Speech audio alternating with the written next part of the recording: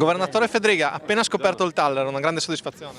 Sì, soprattutto vuole ripercorrere quello che è stata, quello che è e quello che sarà Trieste, cioè un luogo che è il centro ed è una capitale del centro-sud Europa e che guarda con grande interesse a questa area geografica, e questa area geografica guarda con grande interesse Trieste e il Friuli Venezia Giulia. Non a caso anche gli importanti investimenti attratti in questi anni sono dovuti anche a una collocazione geografica e storica di cui il Tarlo non può rappresentare in modo simbolico, ma ovviamente importante visto che è inserito nel centro cittadino. Quindi si guarda al passato ma con un occhio al futuro. Sì, questo penso che sia la storia che ha contraddistinto Trieste, contraddistingue Trieste, è quella che gli consegna anche delle opportunità importanti per il futuro, delle opportunità economiche e lavorative sulle quali stiamo lavorando e penso che già importanti riscontri abbiamo avuto. Assessore Gibelli, alle sue spalle il Tallero dedicato a Maria Teresa d'Austria, un successo per la città e per tutta la regione.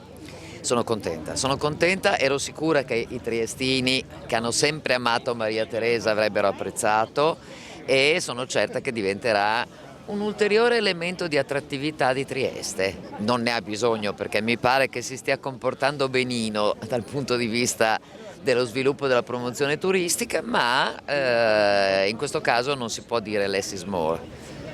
More is better. Un'opera che è frutto di un concorso.